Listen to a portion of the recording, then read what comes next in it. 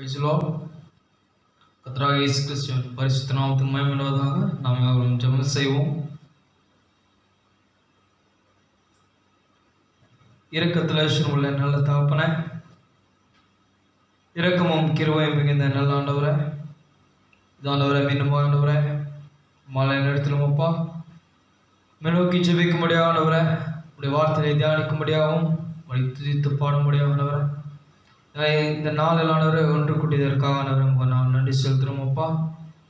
ஆம் தகப்பனே, மேலே வானத்திலும் ஆண்டவரை, கீழே பூமியிலும் ஆண்டவரை, நீர் ஒருவரே தெய்வம் ஆண்டவரை, நீர் ஒருவரே ஆண்டவரை, துதிக்கான மகிமைக்கு பார்த்துறார் ஆண்டவரை.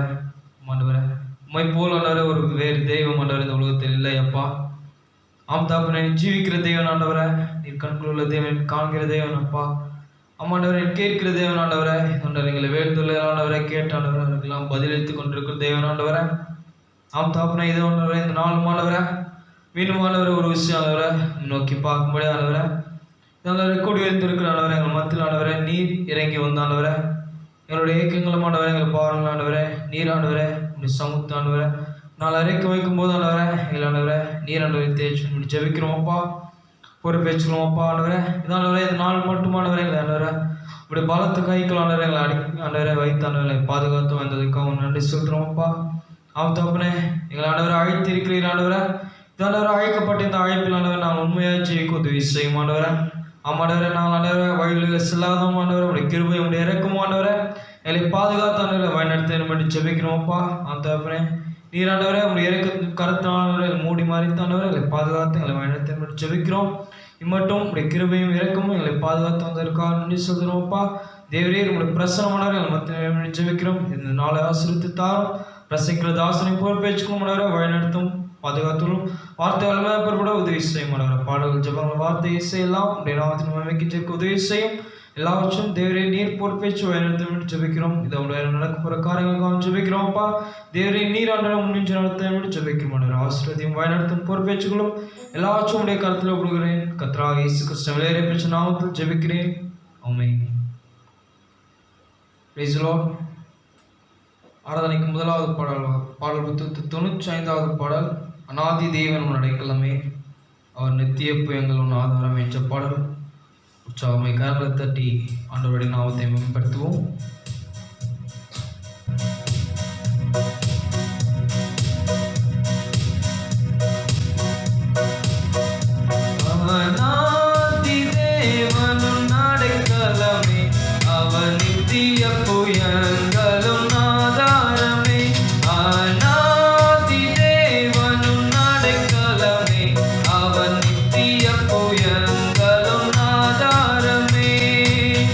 இந்த தேவன்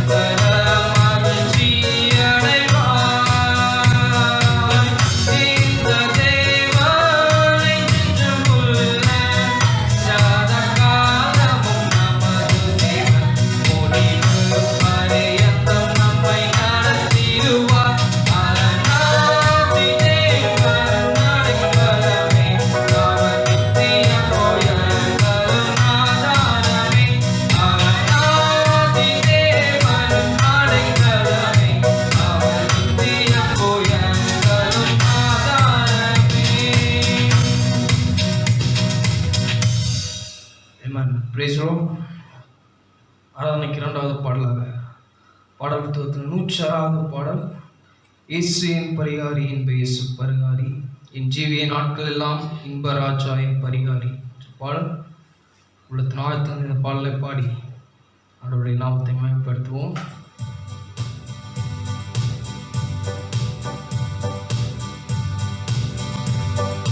இயேசு என் பரிகாரி, இன்ப இயேசு என் பரிகாரி, என் ஜீவிய நாட்களெல்லாம் இன்ப ராஜா என் பரிகாரி, என் ஜீவிய நாட்களெல்லாம் இன்ப ராஜா என் பரிகாரி. என்ன துன்பங்கள் என்ன வாதுங்கள் நேர்ந்தாலும்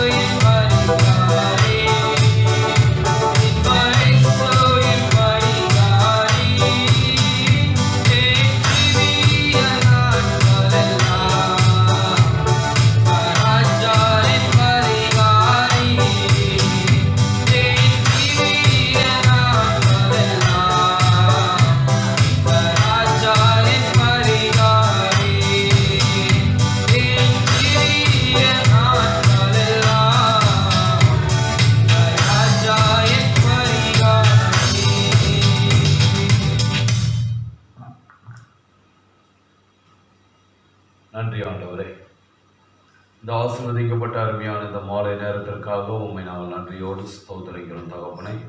இந்த மாலை வேளையிலும் ஆண்டவரே உண்மை ஆராதிக்கும்படியாகவும் உம்முடைய பாதத்தின் கீழ் நாங்கள் ஒன்று கூடி ஆண்டவரே உண்மை கர்த்தாவை மகிமைப்படுத்தும்படியாகவும் எங்கள் தேவனாய் கர்த்தர் எங்களுக்கு நீர் உதவி செய்ததற்காக உண்மை நாங்கள் நன்றியோடு ஸ்தோத்தரிக்கிறோம்.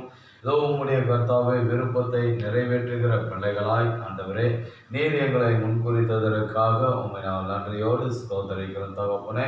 இதோ இந்த காலத்தையும் காலத்தினுடைய செய்தியையும் அடையாளம் கண்டுகொள்ளும்படியாகவும் ஆண்டவர் அந்த செய்தியின்படி ஜீவிக்கும்படியாகவும் இந்த செய்திக்கு எங்களை ஒப்பு கொடுக்கும்படியாகவும் அந்த செய்தியை விட்டு வலதுபுறம் இடதுபுறம் விலகாதபடி எங்கள் தேவனாய் கர்த்தர் எங்களை கர்த்தாவை கண்ணின் மணி போல் பாதுகாத்து நடத்தி கொண்டிருப்பதற்காக உண்மை நாங்கள் நன்றியோடு ஸ்தோத்தரிக்கிறோம் தகப்பனே. ஆண்டவரே ஜீவிப்பது ஆண்டவரே உம்முடைய கிருபையினால் உம்முடைய இரக்கத்தினால் நாங்கள் ஜீவித்துக் கொண்டிருக்கிறோம் தகப்பனே.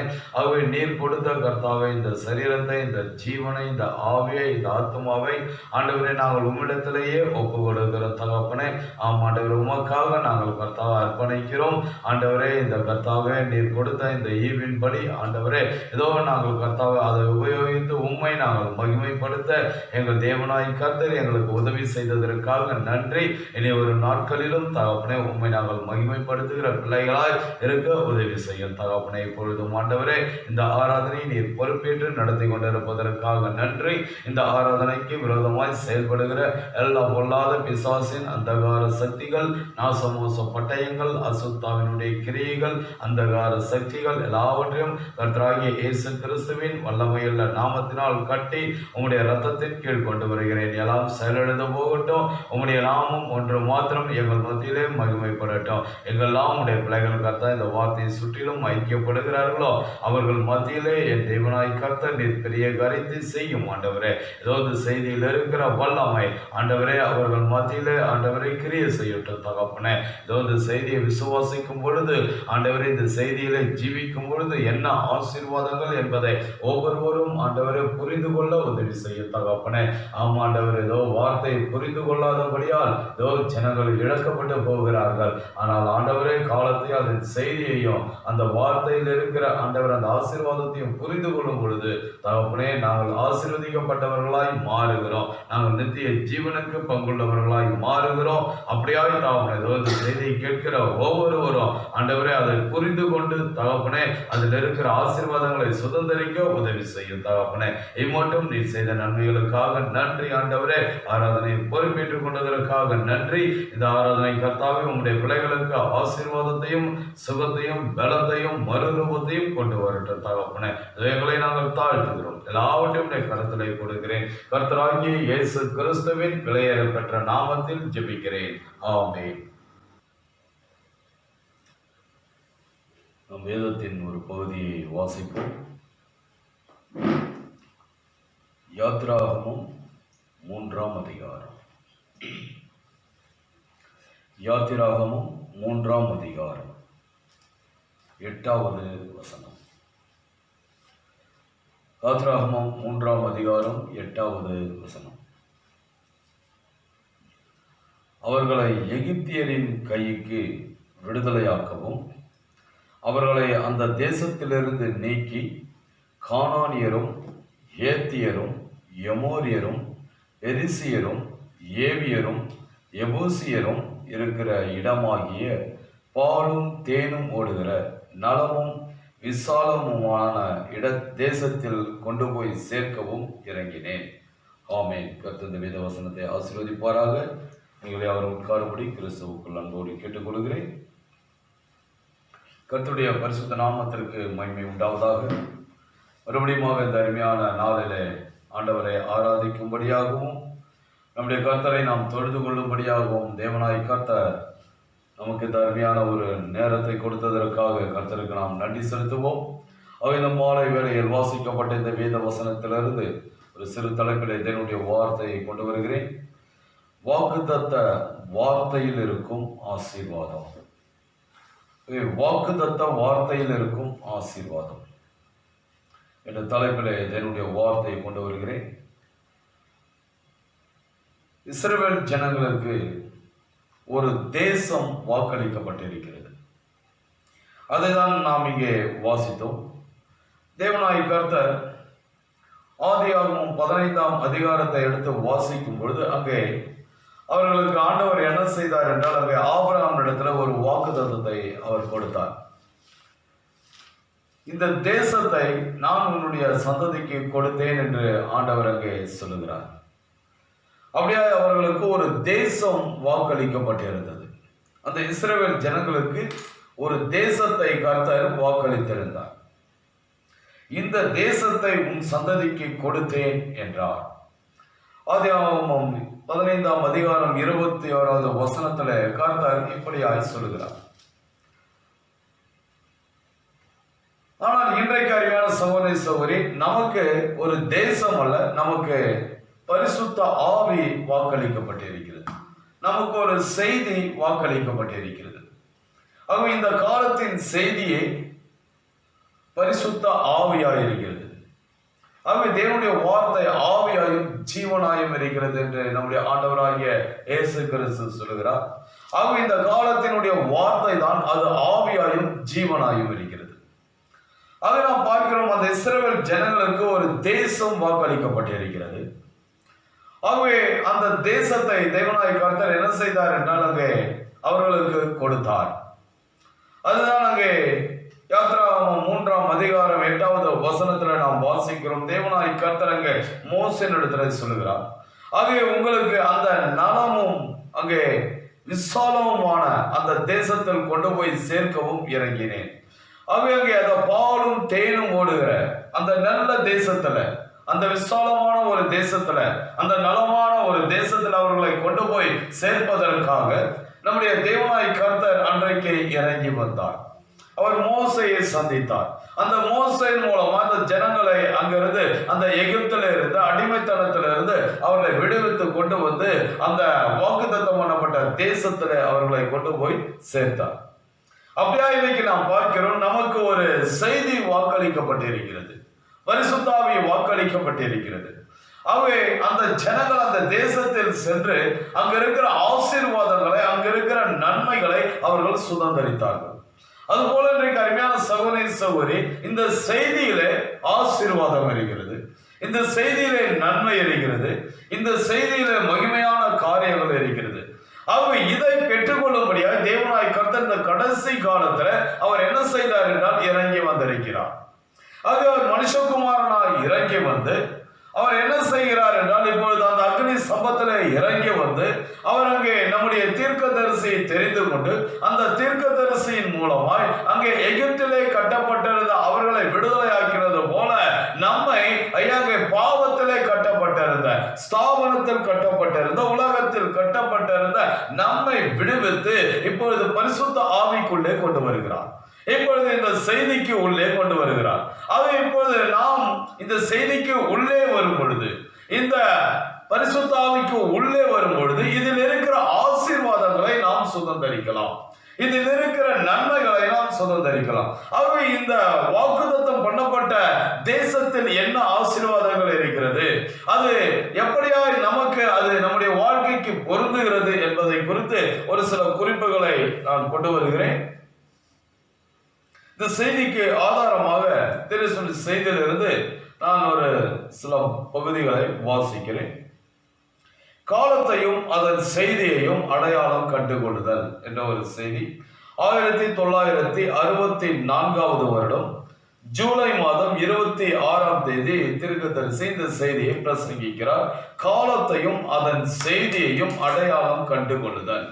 அவங்க நாம் முதலாவது காலத்தையும் அந்த செய்தியையும் அடையாளம் கண்டுகொள்ள வேண்டியவர்களாய் இருக்கிறோம்.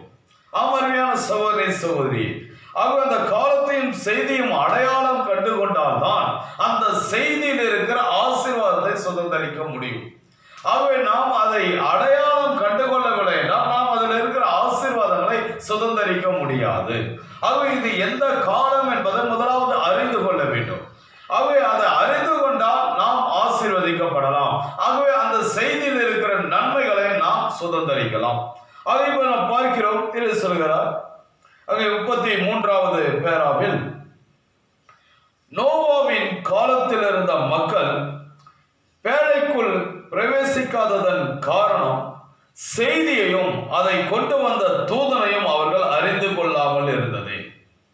ஆகவே அந்த காலத்தில் அங்கே தேவனாய் கர்த்தர் ஒரு செய்தியை கொடுத்தார். அந்த செய்தியையும் அதை கொண்டு வந்த அந்த செய்தியாளனையும் அந்த தூதனையும் அவர்கள் அறிந்து கொள்ளவில்லை. அதை அறிந்து கொள்ளாமல் இருந்தது. அவர்கள் அழிந்து போனதற்கு அது மாத்திரமே காரணம். ஆகவே அந்த நோவாவின் நாட்களில் இருந்த ஜனங்கள் எல்லாருமே அழிந்து போனார்கள், 8 பேரை தவிர, அந்த நோவாவின் குடும்பத்தை தவிர. ஏனென்றால் அவர்களுக்கு அந்த காலத்தில் கொடுக்கப்பட்ட செய்தியை அவர்கள் ஏற்றுக்கொள்ளவில்லை. அதை கொண்டு வந்த செய்தியாளனையும் அவர்கள் ஏற்றுக்கொள்ளவில்லை. செய்தியாளனை ஏற்றுக்கொண்டால் செய்தியை ஏற்றுக்கொள்ளலாம். ஆக முதலாவது அவர்கள் செய்தியாளனை ஏற்றுக்கொள்ள வேண்டும். அப்படி ஏற்றுக்கொண்டால் செய்தியை ஏற்றுக்கொள்ளலாம். ஆகவே அவர்கள் செய்தியாளனை ஒரு பைத்தியக்காரன் என்று நினைத்தார்கள். அவர்கள் பார்க்க சொல்கிறார், அவர்கள் வாழ்ந்து கொண்டிருந்த நேரம் என்னவென்பதை அவர்கள் அறியாமல் போனார்கள். அந்த நேரம் எப்படிப்பட்ட நேரம் அவர்கள் அறியலை. கர்த்தர் வாக்களித்த விதமாகவே அவர் பாவத்தை கண்டிக்க போகிறார் என்றும் இப்பூமியில் இருந்த மனிதனை அழிக்க போகிறார் என்றும் அவர்கள் உணராமல் இருந்தனர். அன்றைக்கு பாவம் பெருகி இருந்தது. அந்த பாவத்தை தேவன் கண்டிக்கிறார் என்பதை அவர்கள் உணரவில்லை. அந்த பாவம் ஆண்டவருக்கு மனஸ்தாபமா இருக்கிறது என்பதை அவர்கள் உணரவில்லை. ஆகவே அவர்களை அழிக்க போகிறார் என்பதை அவர்கள் உணராமல் இருந்தனர். அவர் ஏதாவது ஒன்றை முன்னறிவித்திருந்தால் அதை நிச்சயம் நிறைவேற்றுவார். கர்த்தர் எதையாவது ஒன்றை முன்னறிவித்தால் நிச்சயம் அதை நிறைவேற்றுவார். அன்று போலவே இன்றும் அதை நிறைவேற்றுவார். அன்றைக்கு எப்படி நிறைவேற்றினாரோ அதே போலதான் அவர் இன்றைக்கும் நிறைவேற்றுவார். அக்காலத்து மக்கள் நோவாவுக்கு அனுகூலமாய் இருப்பதை விட்டுவிட்டு அந்த நோவாவுக்கு கொஞ்சம் அவனோடு ஒத்து போவதை விட்டுவிட்டு அவன் கொடியவன் என்று கருதினர். அவன் ரொம்ப கொடியவன். அவன் ரொம்ப கரடு முரடா பேசுறான், பாவத்தை கண்டித்து உணர்த்தறான், ஜனங்களுடைய போக்கை அவன் கண்டித்து உணர்த்தறான். இப்படி இருக்காத, இப்படி இருக்காத, இப்படி இரு என்று அவன் அங்கே மிகவும் கடினமா பேசுறான். அவர்கள் என்ன செய்வன்? கொடியவன் என்றும் அவனை ஒரு தீர்க்கதரிசியாக ஏற்றுக்கொள்ளாமல் அவனை பரிகாசம் செய்தனர். ஆகவே அவனை கேலி செய்தனர். ஆகவே அவர்கள் அவனை தீர்க்கதரிசியாக ஏற்றுக்கொள்ளவில்லை. ஆகவே அவன் தீர்க்க தரிசனம் உரைத்துக் கொண்டிருக்கிறான். நடக்க போகிற ஒரு காரியத்தை முன்னறிவித்துக் கொண்டிருக்கிறான். ஆகவே அழிந்து போகிறீர்கள், மழை வரப்போகிறது, இந்த பூமி தண்ணீரால் மூழ்க போகிறது, அதை அவன் அங்கே தீர்க்க தரிசனமாய் சொல்லிக் கொண்டிருக்கிறான். ஆனால் அவர்களோ அதை ஏற்றுக்கொள்ளவில்லை, பரியாசம் செய்தனர். அவனை பைத்தியக்காரன் என்று அழைத்தனர். ஆகவே அவனை ஒரு பைத்தியக்காரன் என்று அழைத்தார்கள். அவனை ஒரு கொடூரமானவன் என்று அழைத்தார்கள். அவனை ஒரு பைத்தியக்காரன் என்று அழைத்தார்கள். அவனை கேலி செய்தார்கள். அவர்கள் வாழ்ந்து கொண்டிருந்த காலம் என்னவென்பதை அவர்கள் அறியாமல் போயினர். அந்த காலத்தை அவங்க அறியல பாருங்க. மட்டுமன்றி அக்காலத்து அடையாளத்தையும் செய்தியையும் அவர்கள் காண தவறினர். அந்த காலத்துல அந்த நோவாவின் மூலமா கொடுக்கப்பட்ட அந்த அடையாளத்தை, அந்த பேழையை அவர்கள் காண தவறினர். அந்த பேழையினுடைய ரகசியத்தை அவர்கள் காண தவறினர். அன்றைக்கு கொடுக்கப்பட்ட செய்தியை அவர்கள் காண தவறினர். தூதனை அவர்கள் அறிந்து கொள்ளாமல் அவனை புறக்கணித்து பரிகசித்தனர். இயேசு இவ்விதம் கூறியுள்ளார். அங்கே தூதனை அவர்கள் பரிகசித்தனர். அவர் அதை குறித்து நம்முடைய ஆண்டவராகிய இயேசு கிறிஸ்து இந்த பூமியில இருந்த பொழுது அவர் அதை குறித்து மிக தெளிவாக அங்கே சொன்னார். நோவாவின் நாட்களில் நடந்த போல மனுஷகுமாரனுடைய நாட்களிலும் நடக்கும் என்றார். பாருங்க, அங்கே ஜனங்கள் அன்றைக்கு என்ன செய்தார்கள்? நோவா பேழைக்குள்ளே பிரவேசிக்கும் நாள் வரை ஜனங்கள் புசித்து குடித்தார்கள், பெண் கொண்டு கொடுத்தார்கள். ஜலப்பிரளயம் எல்லாரையும் அழித்து போட்டது. பாருங்க, அவங்க யாருமே நோவாவை கனப்படுத்தல, அவனுக்கு மரியாதை கொடுக்கல, அவனை தீர்க்கதரிசியா ஏற்றுக்கொள்ளல, அவனை ஒரு செய்தியாளனா ஏற்றுக்கொள்ளல, அவனை ஒரு ஒரு தேவ மனுஷனா ஏற்றுக்கொள்ளல. அந்த செய்தியை அவர்கள் புறக்கணித்தார்கள். அந்த செய்தியாளனை புறக்கணித்தார்கள். அது நிமித்தம் அவர் அதேதான் இந்த நாட்களிலும். ஆகவே அழிவுக்கு காரணம் அறியாமல் இருப்பதே, அறிந்து கொள்ளாமல் இருப்பதே. ஆகவே இந்த காலத்தில் என்ன என்பதை மனுஷன் அறிந்து கொள்ள வேண்டும். இந்த காலத்தில் தேவன் என்ன செய்து கொண்டிருக்கிறார், இன்றைக்கு மனுஷனிடத்துல தேவன் எதை எதிர்பார்க்கிறார் என்பதை உணர்ந்தால் மட்டுமே நாம் ஜீவன் தப்ப முடியும், இல்லை என்றால் முடியாது. இன்னொரு காரியத்தையும் தெரிய சொல்லுகிறார். பார்வோன் தான் வாழ்ந்த காலம் என்னவென்பதை உணராமல் இருந்த காரணத்தால் தான் அவனும் அவனுடைய சேனையும் சமுத்திரத்தில் மூழ்கி மாண்டு போனது. ஆகவே பார்வோனுடைய மோசனுடைய காலத்தை எடுத்துக்கொள்ளும் போது அன்றைக்கும் அந்த பார்வோன் அங்கே ஐயா அந்த காலம் எப்படிப்பட்ட காலம் என்பதை அவர் அறியாமல் போயினார். ஆகவே அங்கே அவன் அதை அறியாதபடியால் அழிந்து போய்விட்டான். அவனுடைய காலத்தில் நேர்ந்த சாதனைகளில் அவன் அதிக கவனம் செலுத்தினான். அடிமைகளின் உழைப்பை கொண்டு அநேக பட்டினங்கள் கட்டுவதில் அவன் சிரத்தை அனைத்தையும் இருந்தபடியால் அவனுக்கு அளிக்கப்பட்ட தருணத்தை அவன் உணராமல் போனான். அவனுக்கு அளிக்கப்பட்ட தருணத்தை அவன் உணராமல் போயிட்டான். எவ்வளவு அற்புத அடையாளங்களை தேவன் அவனுக்கு முன்பாக செய்தார், எவ்வளவு அதிசயங்களை செய்தார். மோசேயின் மூலமாய் இயற்கைக்கு மேம்பட்ட காரியங்கள் நடந்தது. அவன் சொல்ல ஆனது கட்டளையிட நின்றது. மிகப்பெரிய காரியங்கள் நடந்தது. அவன் என்னெல்லாம் சொல்லணும் அப்படியே நடக்குது. ஆக இதை பார்க்கிறான். ஆனாலும் அவன் அதை அறிந்து கொள்ள முடியல. அந்த காலத்தை, அந்த காலத்தின் செய்தியையும் செய்தியாளனையும் அவன் அறியாமல் போனான். ஆகவே மாண்டு போனான். அவன் மாத்திரம் அறிந்திருப்பான் என்றால் அந்த இஸ்ரவேல் ஜனங்களை அவன் அங்கே வழிவிட்டு நீங்கள் சென்று வாக்குத்தத்தம் பண்ணப்பட்ட தேசத்தில் போய் நீங்கள் குடியேறி அந்த இடத்துல நீங்கள் சமாதானமா வாழுங்கள் என்று அனுப்பி இருப்பான். ஆனால் அவன் அறியவில்லை. ஆகவே அவர்களை பின்தொடர்ந்து வந்து அவன் அழிந்து போனான். எனவே கர்த்தர் அனுப்பின தீர்க்கதரிசி தூதனை அவன் வனாந்தரத்திற்கு விரட்டி அடித்தான். அவன் என்ன செய்தான் என்றால் அந்த தீர்க்கதரிசி அவன் வனாந்தரத்துக்கு விரட்டி அடித்தான்.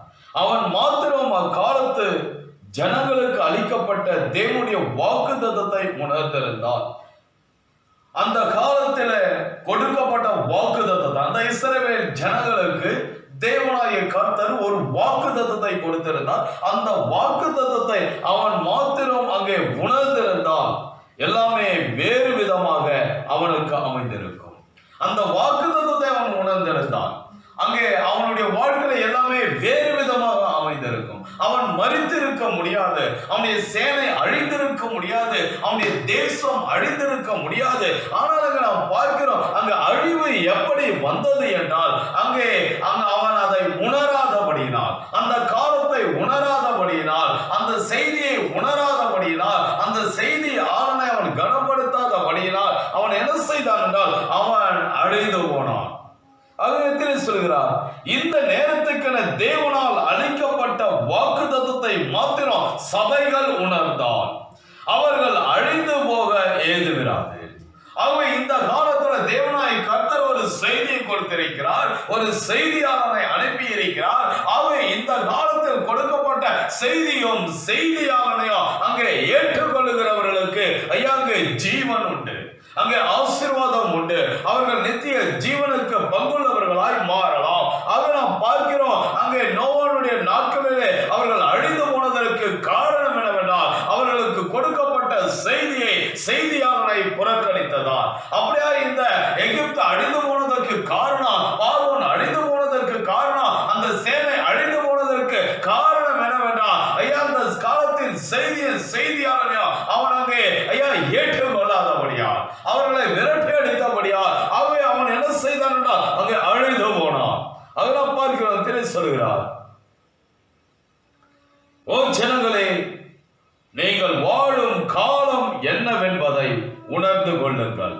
அதேபோல் சபைக்கு அவர் சொல்லுகிறார், ஓ ஜனங்களே, நீங்கள் வாழ்கிற காலம் என்னவென்பதை உணர்ந்து கொள்ளுங்கள். என்ன நிகழ்ந்துள்ளது என்பதை கவனியுங்கள். இந்த காலத்தில் என்ன நடந்திருக்கிறது என்பதை கவனியுங்கள். அக்னி ஸ்தம்பம் வந்திருக்கிறது, மேக ஸ்தம்பம் வந்திருக்கிறது, ஒரு தீர்க்கதரிசி கொடுக்கப்பட்டிருக்கிறார். ஆகவே இந்த காலத்தில் என்ன நிகழ்ந்துள்ளது என்பதை கவனியுங்கள். இக்காலத்திற்கென வாக்களிக்கப்பட்டுள்ள பட்டுள்ளது என்னவென்பதையும் கவனியுங்கள். ஆக இந்த காலத்தில் வாக்களிக்கப்பட்டுள்ளது என்னவென்பதை கவனியுங்கள். ஆக தேவனாய் கர்த்தர் இந்த காலத்துக்கு ஒரு செய்தியை வாக்களித்திருக்கிறார். ஆக அந்த செய்தி என்ன என்பதை இன்றைக்கு கவனிக்க வேண்டியவர்களாக இருக்கிறோம். ஆக இன்றைக்கு அந்த செய்தியை நாம் கவனித்து அந்த செய்தியை நாம் பின்பற்றுவோம் என்றால், அந்த செய்தியாளனை கனப்படுத்துவோம் என்றால், அந்த செய்தியின்படி ஜீவிப்போம் என்றால், நிச்சயமாய் நாம் வாக்குத்தத்தம் பண்ணப்பட்ட தேசத்துக்குள்ளே செல்லலாம், பரிசுத்த ஆவிக்கு உள்ளே செல்லலாம், நாம் அங்கே நித்திய ஜீவனை சுதந்தரிக்கலாம். அமர்மையான சகோதரி சகோதரி, ஆக இன்றைக்கு நமக்கு கொடுக்கப்பட்ட செய்தியை நாம் அங்கே அடையாளம் காண வேண்டும். இந்த தினசனுடைய செய்தியை நான் ஆதாரமாக எடுத்துக்கொள்கிறேன். நாம் பார்க்கிறோம், இந்த செய்தியில் ஒரு ஆசீர்வாதம் இருக்கிறது. நோவா கொடுத்த செய்தியிலே ஒரு ஆசீர்வாதம் இருந்தது. மோசேயின் மூலமாய் வந்த செய்தியிலே ஒரு ஆசீர்வாதம் இருக்கிறது. அப்படியே இன்றைக்கு இந்த கடைசி காலத்தில் அங்கு கொடுக்கப்பட்ட செய்தியிலே ஒரு ஆசீர்வாதம் இருக்கிறது. இதில் இருக்கிற ஆசீர்வாதம் என்ன என்பதை குறித்து ஒரு சில குறிப்புகளை கொண்டு வருகிறேன். வேதத்தோடும் தீரசனுடைய செய்தியோடும் அங்கே இணைத்து நான் ஒரு குறிப்பை கொண்டு வருகிறேன். நாம் பார்க்கிறோம், வாக்குத்தத்தம் பண்ணப்பட்ட தேசத்தில் அநேக ஆசீர்வாதங்கள் இருந்தது. அங்கே தேவனாய் கர்த்தர் அந்த ஆசீர்வாதங்களை பெற்றுக்கொள்ளும்படியாக இஸ்ரவேல் ஜனங்களை எகிப்தில் இருந்து விடுவித்து கொண்டு வந்தார். அதே அடிப்படையில் தான் இந்த கடைசி காலத்தில் கொடுக்கப்பட்ட வாக்குத்தத்த செய்தி. இந்த செய்தியில் அநேக ஆசீர்வாதங்கள் இருக்கிறது. இந்த செய்தியில் இருக்கிற ஆசீர்வாதங்களை பெற்றுக்கொள்ள நம்முடைய தேவனாகிய கர்த்தர் நம்மை எகிப்திலிருந்து விடுவித்துக் கொண்டு வந்திருக்கிறார். நம்மை பாவத்திலிருந்து விடுவித்துக் கொண்டு வந்திருக்கிறார். நம்மை பாபிலோனில இருந்து விடுவித்துக் கொண்டு வந்திருக்கிறார். ஆகவே நம்மை அந்த ஸ்தாபனத்திலிருந்து விடுவித்துக் கொண்டு வந்திருக்கிறார். குழப்பத்திலிருந்து விடுவித்துக் கொண்டு வந்திருக்கிறார். இந்த செய்தியில் இருக்கிற ஆசீர்வாதங்களை சுதந்தரிக்கும்படியால் அமர்மையான சகோதரி சகோதரி, இதில் இருக்கிற ஆசீர்வாதங்களை சுதந்தரிக்க வேண்டும் என்றால் நமக்கு ஒரு புரிந்து கொள்ளுதல் அவசியமாயிருக்கிறது. இந்த செய்தியில என்ன இருக்கிறது என்பதை புரிந்து கொள்ள வேண்டும். அன்றைக்கு அந்த இஸ்ரவேல் ஜனங்கள் அந்த தேசத்தில் இருக்கிற நன்மையை அனுபவிக்க வேண்டும் என்றால் அந்த ஜனங்கள் என்ன செய்ய வேண்டும் என்றால் அவர்களுக்கு நல்ல ஒரு அண்டர்ஸ்டாண்டிங் இருக்க வேண்டும், புரிந்து கொள்ளுதல் இருக்க வேண்டும். அவர்கள் அந்த செய்தியை விட்டு வலதுபுறம் இடதுபுறம் விலகாமல் அதை பின்பற்றி செல்ல வேண்டும். அப்படியாய் அவர்கள் செல்லுவார்கள் என்றால் அந்த தேசத்தின் நன்மையை அவர்கள் அனுபவிக்கலாம். அவர்கள் இன்றைக்கு காலேப் யோசுவா என்ன செய்தார் என்றால் அதை பின்பற்றி சென்றார்கள், அதை சுதந்தரித்தார்கள், ஆசீர்வதிக்கப்பட்டார்கள். அப்படியே இன்றைக்கு நமக்கு கொடுக்கப்பட்ட இந்த செய்தியை நாம் பின்பற்றி செல்வோம் என்றால் வலதுபுறம் இடதுபுறம் விலகாமல், எந்த விதமான சாக்கு போக்கும் சொல்லாமல், எந்த விதமான காரணங்களும் சொல்லாமல் அந்த செய்தியை அப்பட்டமாக அப்படியே விசுவாசித்து செல்வோம் என்றால் அதில் இருக்கிற நன்மைகளை நாம் சுதந்தரிக்கலாம். இஸ்ரவேல் தேசத்திலே ஒரு ஆசீர்வாதம் இருக்கிறது. ஆதியாகமம் 28ஆம் அதிகாரம் 10-17 வரை வாசியுங்கள். ஆதியாகமம் 28ஆம் அதிகாரம் 10-17 வரை. யாக்கோபு பெயர்செபாவை விட்டு புறப்பட்டு ஆரோனுக்கு போக பிரயாணம் பண்ணி ஒரு இடத்திலே வந்து சூரியன் அஸ்தமித்தபடினால் அங்கே ராத்தங்கி அவ்விடத்து கற்களில் ஒன்றை எடுத்து தன் தலையின் கீழ் வைத்து அங்கே நித்திரை செய்யும்படி படுத்துக் கொண்டான். அங்கே அவன் ஒரு சொப்பனம் கண்டான். இதோ ஒரு ஏணி பூமியிலே வைக்கப்பட்டிருந்தது, அதன் நுனி வானத்தை எட்டியிருந்தது. அதிலே தேவதூதர்கள் ஏறுகிறவர்களும் இறங்குகிறவர்களுமாய் இருந்தார்கள். அதற்கு மேலாக கர்த்தர் நின்று, நான் உன் தகப்பனாகிய ஆபிரகாமின் தேவனும் ஈசாக்கின் தேவனும் ஆகிய கர்த்தர், நீ படுத்திருக்கிற பூமியை உனக்கும் உன் சந்ததிக்கும் தருவேன்.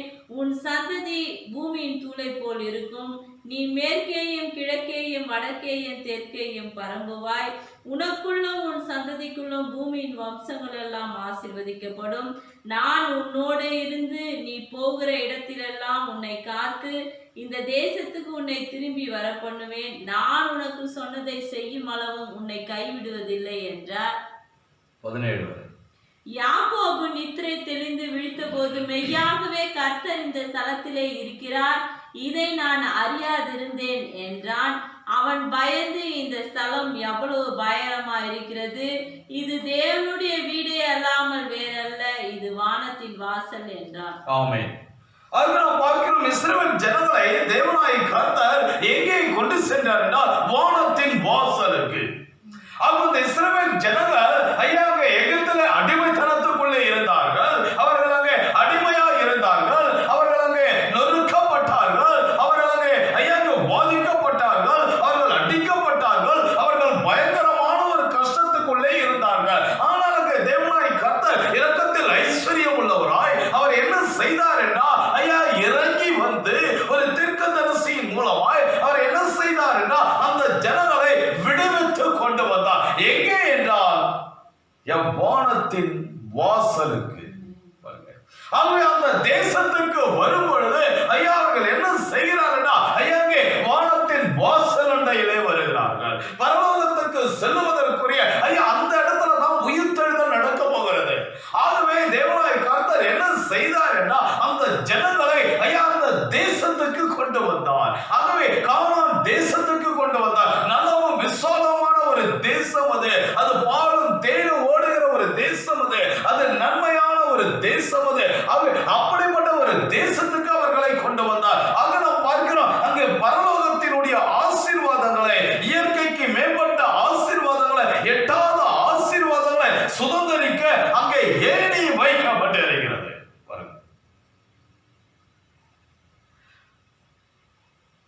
திறந்த வாசல் அங்கே வைக்கப்பட்டு இருக்கிறது. அந்த திறந்த வாசல் அந்த தேசத்திலே இருக்கிறது. யாக்கோபு இப்போது அவன் என்ன செய்தான் என்றால் அவன் அங்கே நித்திரை திறந்து அவன் எழுந்து பார்க்கும்போது இது வானத்தின் வாசல் என்று சொல்லுகிறான். இது தேவனுடைய வீடே அல்லாமல் வேறல்ல, இது வானத்தின் வாசல் என்றான். பாருங்க சொல்றேன், இது வந்து வானத்தினுடைய வாசல். இது தேவனுடைய வீடு. ஆக அந்த தேசம் எப்படிப்பட்ட ஒரு தேசம்? அது தேவனுடைய வீடா இருக்கிறது. அதே பரலோகத்தினுடைய வாசல் தான் இந்த மணி நேரத்து செய்தியிலே இருக்கிறது. இந்த செய்திக்கு உள்ளே ஒரு சகோதரன் வரும் பொழுது, இந்த செய்திக்கு உள்ளே ஒரு மனுஷன் வரும் பொழுது ஐயா என்ன நடக்கிறது என்றால் ஐயா அவனாக வானத்தின் வாசலுக்கு வருகிறான். இந்த செய்திக்கு உள்ளே ஒரு மனிதன் வரும் பொழுது அவனுக்கு ஒரு ஏணி கொடுக்கப்படுகிறது. இந்த செய்திக்கு உள்ளே ஒரு மனுஷன் வரும் பொழுது ஐயா அவனுக்கு இயற்கைக்கு மேம்பட்ட விசுவாசம் வந்து விடுகிறது. ஆக இப்போது அந்த விசுவாசத்தை கொண்டு அவன் என்ன செய்கிறான்னா பரலோகத்தின் ஆசீர்வாதங்களை சுதந்திரிக்கிறான். எந்த ஒரு சகோதரன், எந்த ஒரு சகோதரி இந்த மணி நேரத்து செய்திக்கு உள்ளே வருகிறார்களோ அவர்களுக்கு ஐயா இயற்கைக்கு மேம்பட்ட ஒரு விசுவாசம் வந்துவிடும். ஆமாங்க, அந்த விசுவாசம் தான் எடுத்துக் கொள்ளப்படுதலுக்குரிய விசுவாசம். ஆக இந்த எடுத்துக் கொள்ளப்படுதலுக்கு உரிய அந்த விசுவாசமானது அது இயற்கைக்கு மேம்பட்டதா இருக்கிறது. அது எதிரே இருக்கிறதுன்னா இந்த மணி நேரத்து செய்தியிலே இருக்கிறது. ஆக இந்த மணி நேரத்து செய்திக்கு உள்ளே வரும் பொழுது ஐயா நமக்கு ஒரு ஏணி கொடுக்கப்படுகிறது. ஐயா அந்த ஏணி வானத்துக்கும் பூமிக்கும் தொடர்புடையதாக இருக்கிறது.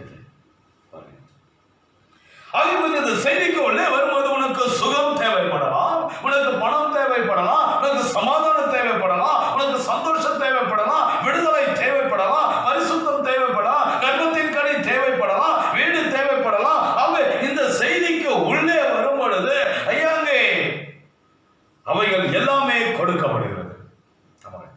செய்திக்கு உள்ள வந்துட்டா எல்லாமே கொடுக்கப்படும். ஆக நாம் அந்த ஏணியை உபயோகித்து, அந்த லேடரை உபயோகித்து நாம் என்ன செய்யலாம் என்றால் எட்டாத ஆசீர்வாதங்களை சுதந்திரிக்கலாம். அமர்மையான சகோதரி சகோதரி, ஆக நாம் பார்க்கிறோம் இந்த செய்திக்கு உள்ளே இந்த ஐயா பரிபூர்ண ஆசீர்வாதங்கள் இருக்கிறது. எல்லா விதமான ஆசீர்வாதமும் அதில் இருக்குது. எகிப்தில் அடிமைகளா இருந்தவர்களுக்கு ஐயா ஒரு தேசம் கொடுக்கப்பட்டது. அந்த தேசத்துல எல்லா விதமான ஆசீர்வாதமும் இருந்தது. பரலோகத்தின் உயிர்த்தெழுதல் இருந்தது. ஐயா அந்த தேசத்துல ஐயா எடுத்துக்கொள்ளப்படுதல் இருந்தது. ஆகவே தேவனாய் கர்த்தர் ஐயா அப்படிப்பட்ட ஒரு தேசத்துக்கு தான் அவர்களை கொண்டு வந்தார். அப்படியாகவே இப்பொழுது தேவனாய் கர்த்தர் என்ன செய்கிறாரா, இந்த கடைசி நாட்களில் ஐயா நமக்கு ஒரு செய்தியை கொடுத்து இந்த செய்திக்குள்ளே கொண்டு வருகிறார். ஏனென்றா இந்த செய்திக்குள்ளே தான் எடுத்துக்கொள்ளப்படுதால், வேற எங்கேயுமே எடுத்துக்கொள்ளப்படுதல் கிடையாது. இந்த செய்திக்கு உள்ளே தான் உயிர்த்தெழுதல், வேற எங்கேயுமே உயிர்த்தெழுதல் கிடையாது. அதெல்லாம் பார்க்கிறோம். இந்த செய்திக்கு உள்ளே வந்தா ஐயா ஆத்தும ரட்சிப்பு, சரீர மீட்பு, இந்த செய்திக்குள்ளே தான் அது இருக்கிறது. ஆகவே அதை நாம் சுதந்திரிக்க தேவனாய் கர்த்தர் நமக்கு ஒரு ஏணியை கொடுக்கிறார். அந்த ஏணி தான் இயற்கைக்கு மேம்பட்ட ஒரு விசுவாசம். ஆமாங்க, அந்த ஏணியில அந்த விசுவாசத்துல நம்ம ஏறி ஐயாங்க எட்டாவது ஆசீர்வாதங்களை சுதந்திரிக்கலாம். அதுக்கு அருமையான சகோதரி நாம் செய்திக்கு உள்ளே வர வேண்டும். ஆமாங்க, எந்த ஒரு சகோதரன் சகோதரி செய்திக்கு உள்ளே வருகிறார்களோ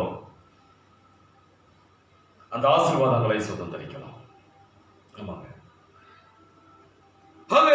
யாக்கோபு சொல்லுகிறான், இது வானத்தின் வாசல். செய்திக்கு உள்ளே வந்தால் மாத்திரமே ஐயா அந்த வாசலிலே நுழைய முடியும், இல்லை என்றால் நுழைய முடியாது. அதை நாம் பார்க்கிறோம். நோவானுடைய நாட்களிலே ஒரு செய்தி கொடுக்கப்பட்டது. அந்த செய்திக்கு உள்ளே வந்தவர்களுக்கு ஐயா பாதுகாப்பு, அவர்களுக்கு ஐயா பேழையினுடைய கதவு திறக்கப்பட்டது. அந்த பேழையினுடைய கதவு ஐயா அந்த செய்திக்கு நோவானுடைய செய்திக்கு உள்ளே வந்தவர்களுக்கு மாத்திரம்தான், மற்றவர்களுக்கு கிடையாது. மற்றவர்களுக்கு மூடப்பட்டாகிவிட்டது. அவங்க வர வேண்டிய நேரத்தில் வராததுனால அது கர்த்தர் மூடிவிட்டார். அதுபோல கருமையான சகோதரி நமக்கு ஒரு செய்தி கொடுக்கப்பட்டு இருக்கிறது. இந்த செய்திக்கு உள்ளே வருவோம் என்றால் நமக்கு வானம் திறக்கப்படும். இந்த செய்திக்கு உள்ளே வரவில்லை என்றால் வானம் ஒரு நாள் மூடப்படும். அதன் பிறகு ரட்சிப்பு இல்லை, அதன் பிறகு விடுதலை இல்லை, அதன் பிறகு ஐயாங்கே ஆசீர்வாதம் இல்லை. அமர்மையான சகோதரி அவை கொடுக்கப்பட்ட இந்த காலத்தில் நாம் என்ன செய்ய வேண்டும் என்றால் செய்திக்கு உள்ளே வர வேண்டும். அவை காலத்தை அந்த செய்தியும் அடையாளம் கண்டுகொள்ள வேண்டும். இந்த காலத்தை நம்ம அடையாளம் கண்டுகொள்ளும். அவை சகோதரி இனி காலம் செல்லாது, நாம் முடிவு நேரத்தில் வாழ்ந்து கொண்டு இருக்கிறோம். அவை அடுத்த வருடம் பார்த்துக் கொள்ளலாம் என்றால் ஐயா கதவு மூடப்பட்டு விடும். ஆக இப்பொழுது இந்த செய்திக்கு உள்ளே வருவோம் என்றால் ஐயாங்கே நமக்கு வானம் திறக்கப்படும், நமக்கு ஒரு ஏணி கொடுக்கப்படும். நாம் எட்டாவது ஆசீர்வாதங்களை சுதந்திரித்து விடலாம். இயேசுவை நாம் எங்கே காணலாம் என்றால் அந்தந்த மணி நேரத்து செய்தியிலே காணலாம். வேற எங்கேயும் பார்க்க முடியாது.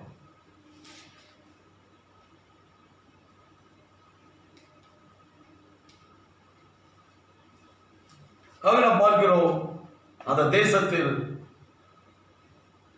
ஏணி இருந்தது. எல்லா ஆசீர்வாதங்களை சுதந்திரிக்கக்கூடிய ஐயா அங்கே ஏணி அங்கே கொடுக்கப்பட்டது. அது மாத்திரமல்ல, அது தேவனுடைய வீடா இருந்தது. ஆகவேதான் அங்கே மோசே அந்த ஜனங்களை தேவனுடைய வீட்டுக்கு கொண்டு வந்தான். அருமையான சகோதரி இந்த மணி நேரத்து செய்தியே தேவனுடைய வீடா இருக்கிறது.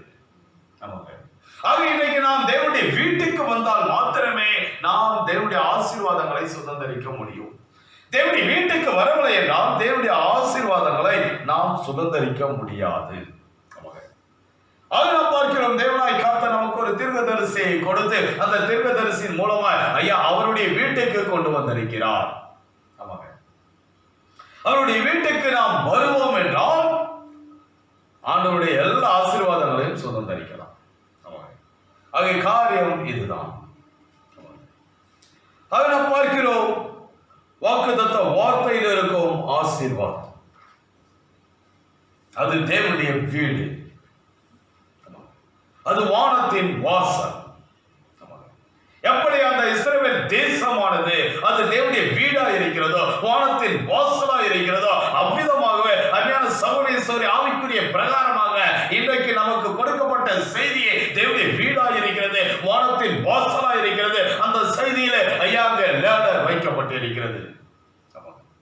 அதுல ஏறி நாம் என்ன செய்யலாம் என்றால் எல்லா ஆசீர்வாதங்களையும் சுதந்திரிக்கலாம். அவர்களுக்கு ஆசீர்வாதம் வேண்டும் என்று நினைக்கிறவர்கள், சமாதானம் வேண்டும் என்று நினைக்கிறவர்கள், ஐயாங்கே சந்தோஷத்தை எதிர்பார்க்கிறவர்கள், ஐயாங்கே இயற்கைக்கு மேம்பட்ட அற்புத அடையாளங்களை எதிர்பார்க்கிறவர்கள் செய்திக்கு உள்ளே வர வேண்டும்.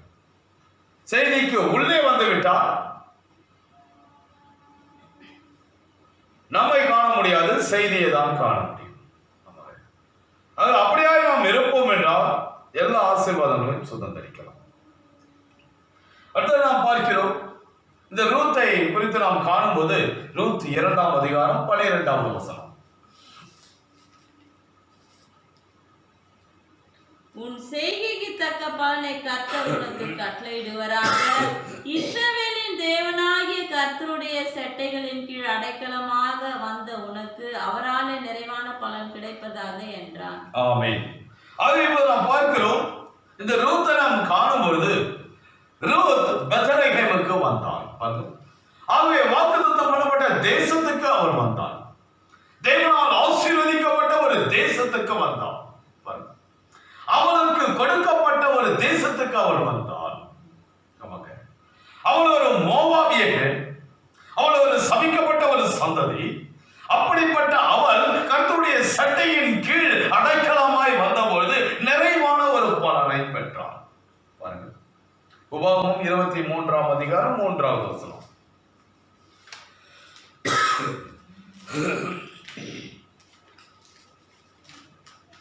உபாகமம் 23ஆம் அதிகாரம் 3வது வசனம். அம்மோனியனும் மோவாபியனும் கர்த்தருடைய சபைக்கு உட்படலாகாது. அம்மோனியனும் மோவாபியனும் கர்த்தருடைய சபைக்கு உட்படலாகாது. 10ஆம் தலைமுறையிலும் என்றைக்கும் அவர்கள் 10ஆம் தலைமுறையிலும் என்றைக்கும் அவர்கள் கர்த்தருடைய சபைக்கு உட்படலாகாது. அவர்கள் கர்த்தருடைய சபைக்கு உட்படலாகாது.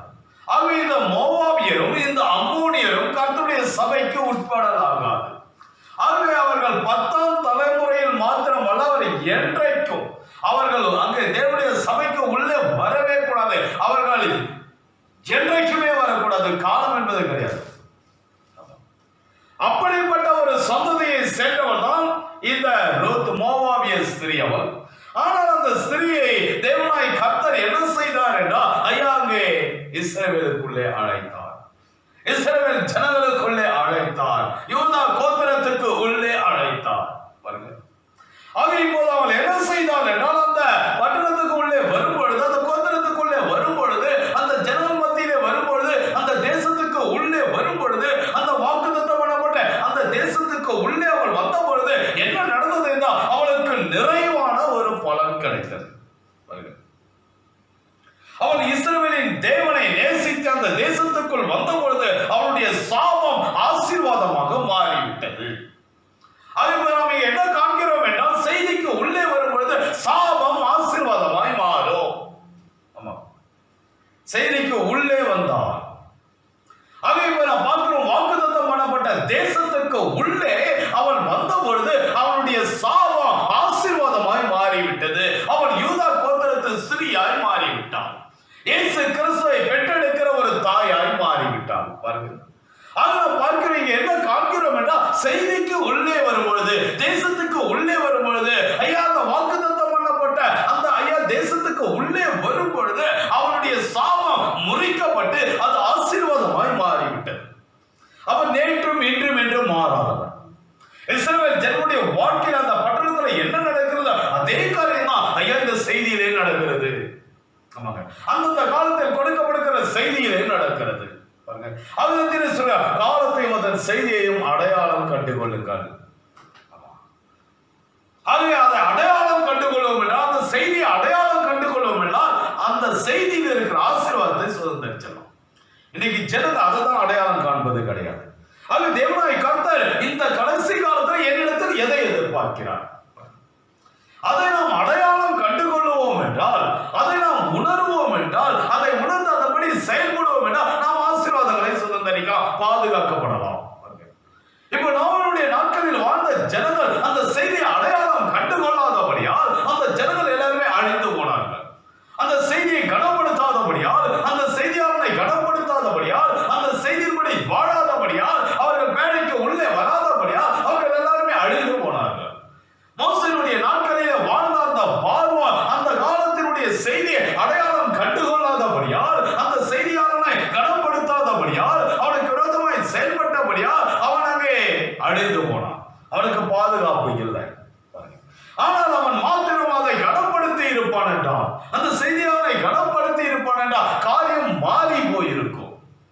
அது வேறு விதமாய் மாறி இருக்கும்.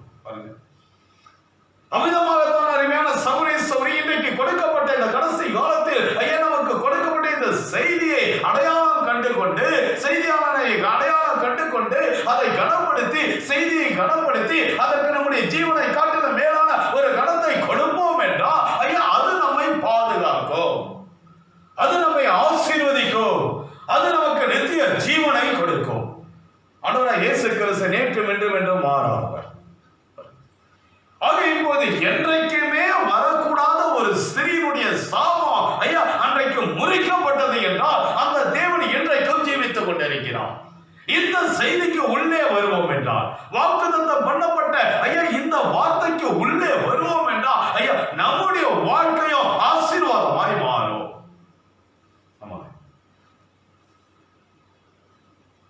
அது பார்க்கிறோம். அவள் என்ன செய்தாள்? இயேசுவின் தாயாக மாறிவிட்டாள். இன்னைக்கு நாமும் செய்திக்குள்ள வந்த இந்த செய்தியிலே குடியிருப்போம் என்றால், செய்தியில குடியிருக்கணும், செய்தியில ஜீவிக்கணும். அப்பொழுது சாபம் ஆசீர்வாதமாய் மாறும். நாம் இயேசுவை பெற்றெடுக்கிற ஒரு தாயாய் மாறும். நம் மூலமா இயேசு வெளிப்படுத்தப்படுவார். அவன் தேசத்துக்கு உள்ளே வந்த பொழுது போவாசை தனக்கு சொந்தமாக்கி கொண்டான். அமிதமாக அருமையான சகோதரி நாமும் செய்திக்கு உள்ளே வரும் பொழுது இயேசு கிறிஸ்துவை நமக்கு சொந்தமாக்கி கொள்வோம். ஆமாங்க, செய்திக்கு உள்ள வந்தா இயேசு நமக்கு சொந்தமாயிடுவார். எப்படி போவாஸ் ரூத்துக்கு சொந்தமானாரோ அதே போல செய்திக்கு உள்ளே வந்தால் இயேசு நமக்கு சொந்தமாயிடுவார். இயேசு கிறிஸ்துவை நாம் சொந்தமாக்கி கொள்வோம் என்றால் சாபம் ஆசீர்வாதமாய் மாறும், துக்கம் சந்தோஷமாய் மாறும். ஆமா, தோல்வி ஜெயமாய் மாறும், மரணம் ஜீவனாய் மாறும்.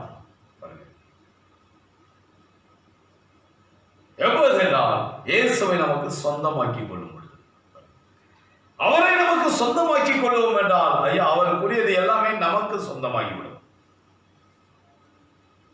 அவர் நித்தியமானவர், நாமும் நித்தியமானவர்களாய் மாறிவிடும். அவர் அழிவில்லாதவர், நாமும் அழிவில்லாதவர்களாய் மாறிவிடும்.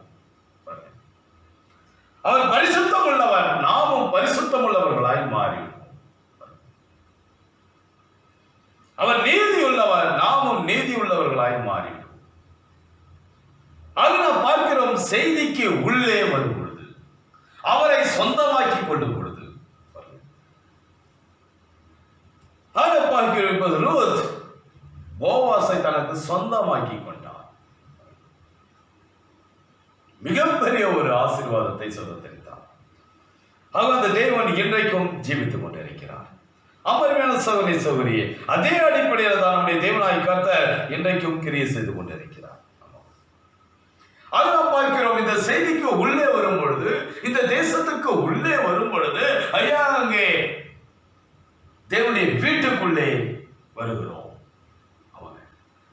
வானத்தின் வாசலுக்குள்ளே நுழைகிறோம். அந்த இஸ்ரவேல் ஜனங்கள் அந்த தேசத்துக்கு உள்ளே வரும் பொழுது அது தேவனுடைய வீடா இருக்கிறது. தேவன் நேசிக்கிற ஒரு ஐயா தேசமா இருக்கிறது. தேவனாய் கர்த்தர் நேசிக்கிற ஒரு தேசம் இஸ்ரவேல் தேசம். அது நாம் பார்க்கிறோம். அப்படியே தேவனாய் கர்த்தர் நேசிப்பது எதுவென்றால் ஐயா அவருடைய வார்த்தையை அவர் நேசிக்கிறார். அவர் நேசிப்பது அவருடைய வார்த்தை. அவர் விசுவாசிப்பது அவருடைய வார்த்தையை. ஆகவே தேவனாய் கர்த்தர் பேசிவிட்டு அவருடைய வார்த்தை அவரே விசுவாசித்தார். அப்போது காரியங்கள் உண்டானது. சூரியன் உண்டானது, சந்திரன் உண்டானது, ஐயாக அண்ட சராசரமும் உண்டானது. ஆகவே அவர் அதை நேசிக்கிறார். அதுபோல அருமையான சகோதரியே, நாம் செய்திக்கு உள்ளே வருவோம் என்றால் ஆண்டவர் நம்மை நேசிக்கிறார்.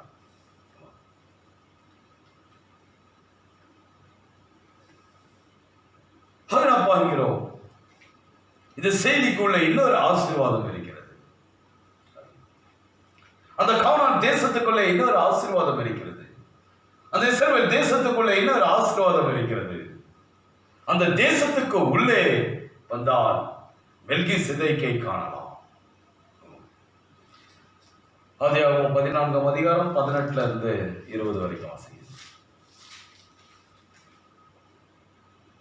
அன்றியும் உன்னதமான தேவனுடைய ஆசாரியனாயிருந்த சாலேமின் ராஜாவாகிய மெல்கிசேதேக்குக்கு அப்பமும் திராட்சரசமும் கொண்டு வந்து அவனை ஆசீர்வதித்து, வானத்தையும் பூமியும் உடையவராகிய உன்னதமான தேவனுடைய ஆசீர்வாதம் ஆபிரகாமுக்கு உண்டாவதாக, உன் சத்துருக்களை உன் கையிலே ஒப்பு கொடுத்த உன்னதமான தேவனுக்கு ஸ்தோத்திரம் என்று சொன்னான்.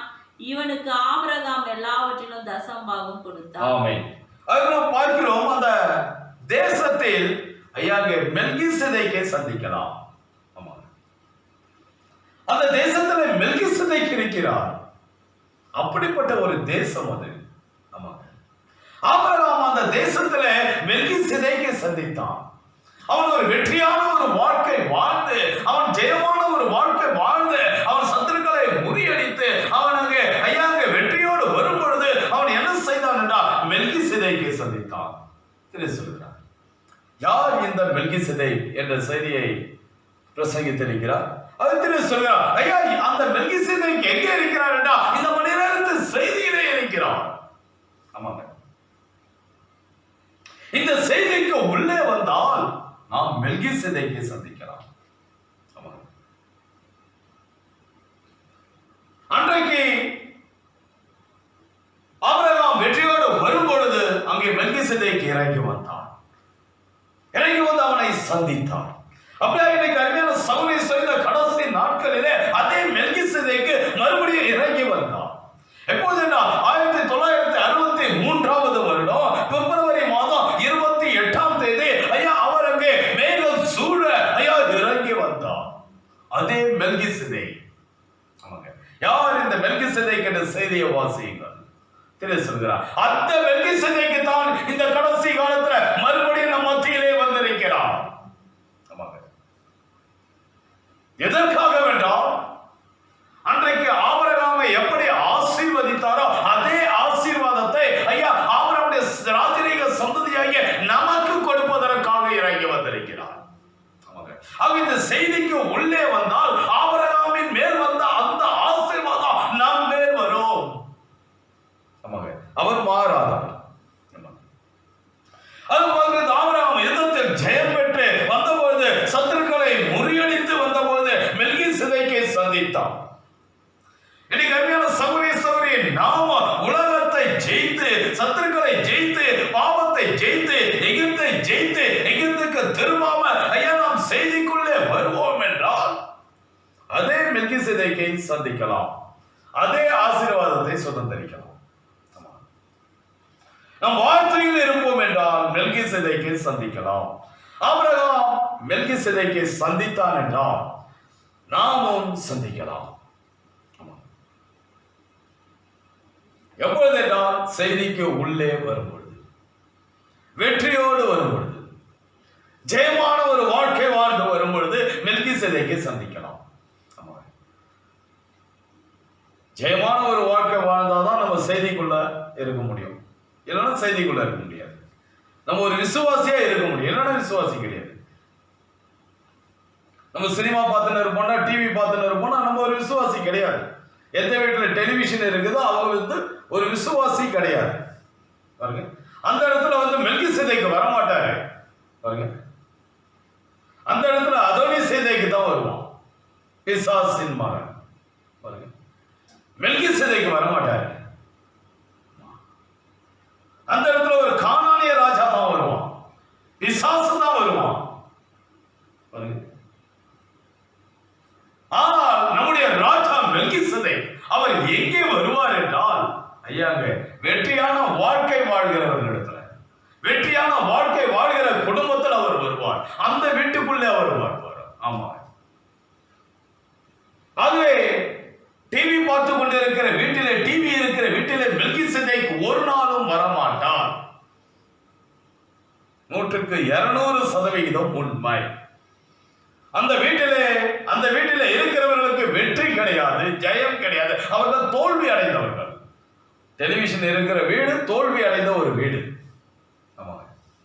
சாபம் நிறைந்த ஒரு வீடு. அவை அங்கே ஒரு நாளும் மெல்கிசேதேக்கு வர மாட்டான். அவை நாம் வெற்றியான ஒரு வாழ்க்கை வாழ்வோம் என்றால், நாம் செய்திக்குள்ளே வருவோம் என்றால், இயேசு கிறிஸ்துவுடைய அந்த வேலைக்கு உள்ளே வருவோம் என்றால் மெல்கிசேதேக்கை சந்திக்கலாம். ஆபிரகாமினுடைய ஆசீர்வாதங்களை சுதந்தரிக்கலாம். அங்கே அவர் என்ன செய்தார் என்றால், அப்பத்தையும் ரசத்தையும் அங்கே கொடுத்து அவனை ஆசீர்வதித்தார். உன்னதமான தேவனுடைய ஆசீர்வாதம் உனக்கு உண்டாவதாக அவனை ஆசீர்வதிக்கிறார். பாருங்க, வெற்றியான ஒரு வாழ்க்கை வாழும் பொழுது, அங்கே பாவம் இல்லாத ஒரு வாழ்க்கை வாழும் பொழுது, அங்கே சுயநலம் இல்லாத ஒரு வாழ்க்கை வாழும் பொழுது, நல்லவிடம் இல்லாத ஒரு வாழ்க்கை வாழும் பொழுது மெல்கிசேதேக்கை சந்திக்கலாம். இப்போது இந்த ஆபிரகாம் அப்படிப்பட்ட ஒரு வாழ்க்கைக்கு முன்னடையாளமாய் இருக்கிறான். அவன் சத்துருக்களை எல்லாம் முறியடித்து விட்டான். உலக பிரகாரமான எல்லாவற்றையும் முறியடித்து விட்டு வருகிறான். இப்போது அவன் ஆசீர்வதிக்கப்பட்டான். பாருங்க, அவன் நேற்றும் என்றும் என்றும் மாறாதவன். இன்னைக்கு அருமையான சகோதரி சகோதரி, நம்முடைய வாழ்க்கை அப்படியா இருக்க வேண்டும். ஆமா,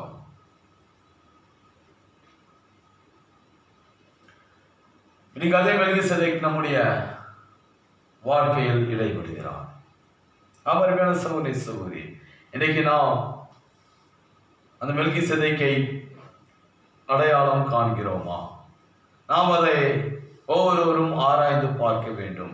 அருமையான சகோதரி சகோதரி, இன்னைக்கு நம்முடைய வாழ்க்கையில மெல்கிசேதேக் இடைப்பட்டு இருக்கிறாராம். அந்த மெல்கிசேதேக் இப்போது நம்மோடு பேசிக் கொண்டிருக்கிறாராம். அவர் நம்மை ஆசீர்வதிக்கிறாராம். அந்த உன்னதமானவருடைய ஆசீர்வாதம் நம்முடைய வாழ்க்கையில் இருக்கிறது. நாம் ஆராய்ந்து பார்க்க வேண்டும். அருமையான சகோதரி சகோதரி, நாம்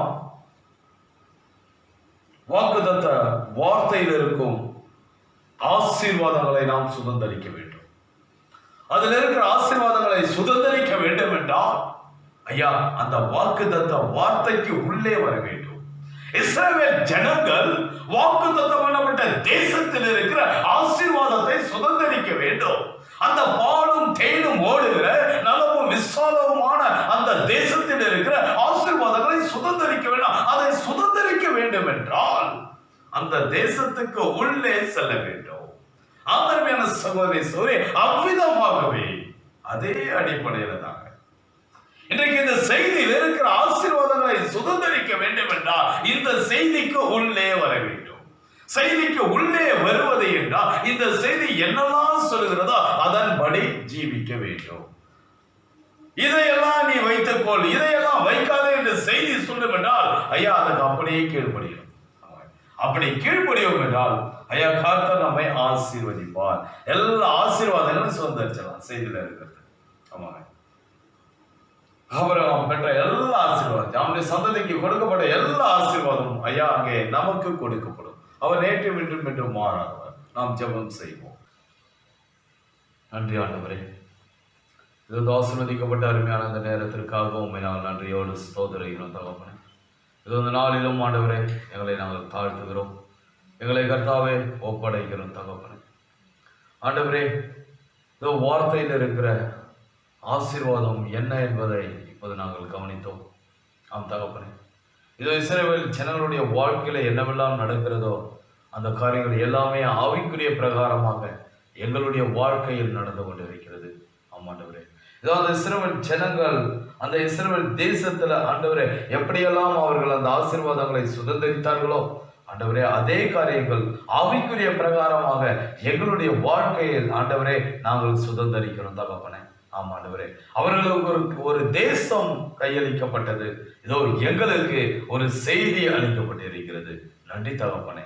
இதோ இந்த செய்திக்குள்ளே வரும் பொழுது, பரிசுத்த ஆவிக்குள்ளே வரும் பொழுது தகப்பனே, இதோ நாங்கள் எங்களுடைய சாபம் ஆசீர்வாதமாய் மாறுகிறது. இதோ நாங்கள் உம்முடைய வீட்டுக்குள்ளே வந்து விடுகிறோம். ஆமாண்டவரே, வானத்தின் வாசலுக்கு நாங்கள் வந்து விடுகிறோம். எங்களுடைய தேவைகள் எல்லாவற்றையும் ஆண்டவரே இதோ கர்த்தாவே எங்களுக்கு ஒரு ஏணி கொடுக்கப்படுகிறது. அதில் ஏறி எல்லா ஆசீர்வாதங்களையும் நாங்கள் சுதந்திரிக்கிறோம். ஆமாண்டவரே, நாங்கள் கர்த்தாவை ஜனங்கள் செய்திக்கு உள்ளே வரும் பொழுது, அந்த இஸ்ரவேல் ஜனங்கள் தேசத்துக்கு உள்ளே வந்தால் அவர்கள் ஆசீர்வதிக்கப்பட்டவர்கள். ஆமாண்டவரே, எகிப்திலே இருந்தால் அடிமைகள், பாபிலோனிலே இருந்தால் அவர்கள் அடிமைகள், குழப்பத்தின் மத்தியிலே இருக்கிறவர்கள். ஆனால் அவர்கள் தேசத்துக்கு உள்ளே வந்துவிட்டால் அவர்கள் சுயாதீனர்கள். ஆமாண்டவரே, அவர்கள் ஆசீர்வதிக்கப்பட்டவர்கள், இஸ்ரவேலர். ஆமாண்டவரே, இதோ இந்த நேரத்தில் தகப்பனே நாங்கள் செபிக்கிறோம். தகப்பனே ஆண்டவரே, நாங்கள் செய்திக்கு உள்ளே வருவோம் என்றால் நாங்கள் சுயாதீனர், நாங்கள் ஆண்டவரே ஆவிக்குரிய இஸ்ரவேலர், நாங்கள் ஆசீர்வதிக்கப்பட்டவர்கள். ஆமாண்டவரே, இதோ செய்திக்கு வெளியே இருப்போம் என்றால் ஆண்டவரே நாங்கள் எகிப்தியர், நாங்கள் பாவிகள். ஆண்டவரே, நாங்கள் பாபிலோனியர்கள், நாங்கள் குழப்பத்தில் இருக்கிறவர்கள். ஆண்டவரே, இந்த நேரத்தில் நாங்கள் செபிக்கிறோம். இதோ எங்களை செய்திக்கு உள்ளே கொண்டு வந்ததற்காக நன்றி. செய்திக்கு உள்ளே வராதவர்கள் செய்திக்கு உள்ளே வர உதவி செய்யும். இதோ இந்த செய்தியை கேட்டுக்கொண்டிருக்கிற தேவ பிள்ளைகள், ஆண்டவரே, யாராகிலும் செய்திக்கு வெளியே இருப்பார் என்றால், ஆண்டவரே அந்த பாபிலோனிலே இருப்பார் என்றால், எகிப்திலே இருப்பார் என்றால், வனாந்தரத்தில் இருப்பார்கள் என்றால், தகப்பனே அவரை செய்திக்கு உள்ளே கொண்டு வாரும். தகப்பனே ஆண்டவரே, பாவத்தில் இருந்தால், உலகத்தில் இருந்தால், சாபனத்தில் இருந்தால், மனித கட்டில இருந்தால் அவரை செய்திக்கு உள்ளே கொண்டு வாரும். தகப்பனே செய்திக்கு உள்ளே வந்து விட்டால் ஆண்டவரே எவ்வளவு பெரிய ஆசீர்வாதம். இதோ மெல்கிசேதேக்கை நாங்கள் தரிசிக்கிறோம். ஆமாண்டவரே, இதோ எங்களுக்கு ஆண்டவரே அப்பம் கொடுக்கப்படுகிறது, திராட்சரசம் கொடுக்கப்படுகிறது. நன்றி ஆண்டவரே. இதோ எங்களுக்கு இயேசு கிறிஸ்து கொடுக்கப்படுகிறார், அவருடைய ரத்தம் எங்களுக்கு சொந்தமாகிறது, ரத்தத்தை நாங்கள் உரிமை கோருகிறோம். ஆமாண்டவரே, வார்த்தையை நாங்கள் உரிமை கோருகிறோம். நன்றி தகப்பனே. இதோ அன்றைக்கு அந்த ஆபிரகாமுக்கு அப்பத்தையும் ரசத்தையும் அவர் கொடுத்து ஆசீர்வதித்தார். இதோ ஆண்டவரே அதே காரியங்களுடைய வாழ்க்கையில் நடக்கிறது. ஆமாண்டவரே, உண்மையே நீர் எங்களுக்கு கொடுத்து எங்களை ஆசீர்வதிக்கிறீர் தகப்பனே. ஆமாண்டவரே, இதோ அந்த கர்த்தாவே ரூத் பாபிலோன் அந்த மோவாபிலே இல்லாமல் அவள் இஸ்ரவேலுக்கு வந்த பொழுது ஆண்டவரே அவள் சாபம் ஆசீர்வாதமாய் மாறிவிட்டது. ஆமாண்டவரே, அவள் எவ்வளவு பெரிய ஆசீர்வதிக்கப்பட்ட ஒரு ஸ்திரியாய் மாறினாள். நன்றி ஆண்டவரே.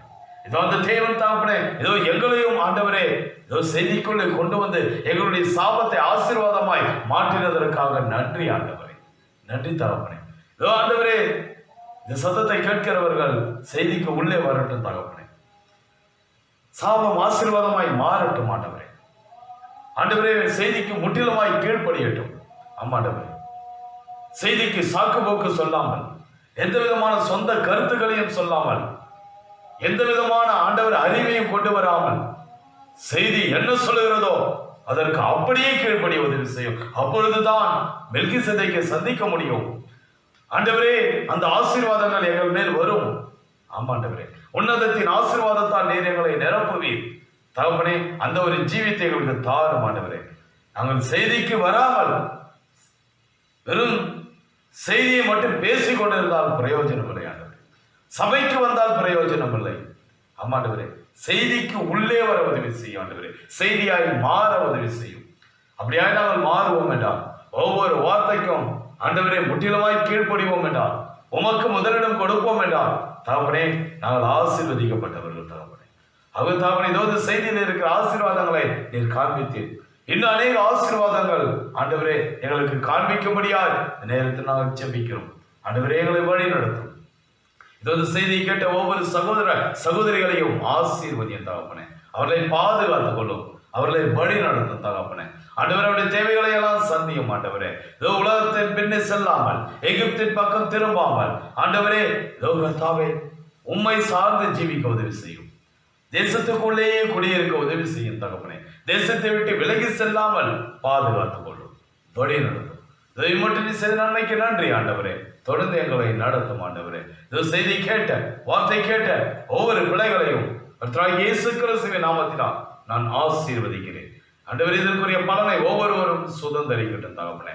ஆமாண்டவரே, உங்களுடைய வார்த்தைக்கு கீழ்ப்படியும் பொழுது தகப்பனே இதோ ஆண்டவரே மகிமையான ஆசீர்வாதங்களை நீர் கட்டளை எழுகிறீர். அன்றைக்கு அந்த காலை யோசுவா உங்களுடைய வார்த்தைக்கு கீழ்ப்படிந்த பொழுது இதோ அவர்களை நீர் ஆசீர்வதித்தீர். கர்த்தாவே, யோசனையிடத்தில் சொல்லப்பட்ட வார்த்தையின்படி இந்த நியாயப்பிரமாண புஸ்தகம் உன் வாயை விட்டு பிரியாது இருப்பதாக. இதில் எழுதி இருக்கிறபடியெல்லாம் செய்ய கவனமாயிரு. இதை விட்டு வலதுபுறம் இடதுபுறம் சாயாதே. அப்போது நீ புத்திமானாய் நடந்து கொள்வாய், உன் வழியை வாய்க்க பண்ணுவாய். நான் மோசையோடு இருந்தது போல் உன்னோடு இருப்பேன். ஆமாண்டவரே, அந்த வார்த்தையின்படி அவன் அப்படியே ஜீவித்தான் தகப்பனே. அந்த செய்தியை விட்டு கொஞ்சம் கூட அவன் விலகலை.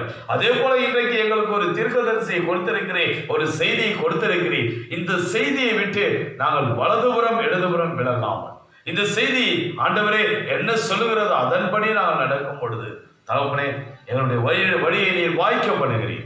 நாங்கள் புத்திமானாய் நடந்து கொள்கிறோம். அப்பொழுது நீர் எங்களுடைய தீர்க்கதரிசியோடு இருந்தது போல எங்களோடு கூட இருந்தீர், எங்களை நடத்துவீர். நன்றி தகப்பனே. அவ்விதமான ஒரு ஜீவியத்தை இந்த செய்தியை கேட்கிற ஒவ்வொருவருக்கும் கட்டளையும். இந்த செய்தியை விட்டு இதுக்கு நாங்கள் சாக்கு போக்கு சொல்லி ஏதாயிலும் காரியங்களை கொண்டு வருவோம் என்றால் ஆண்டவரே, நீர் எங்களுடைய தீர்க்கதரிசியோடு இருந்தது போல எங்களோடு இருக்க மாட்டீர். அது தகப்பனே, செய்தியின்படி வாழ உதவி செய்யும் தகப்பனே. பாதுகாத்துக் கொள்ளும், வழி நடத்தும். எங்களை தாழ்த்துகிறோம், எல்லாவற்றையும் கருத்தரை கொடுக்கிறேன். கர்த்தராகிய இயேசு கிறிஸ்துவின் விலையேறப்பட்ட நாமத்தில் ஜெபிக்கிறேன். ஆமென். Praise the Lord. நாம் ஒரு பாடலை பாடிய ஆண்டவரை மகிமைப்படுத்துவோம். நம்முடைய பாடல் புத்தகத்தில் 346வது பாடல், மேகமீது தூதரோடு இதோ இதோ என்ற ஒரு பாடலை நாம் ஆவியில் இருந்து ஆண்டவரை மகிமைப்படுத்துவோம்.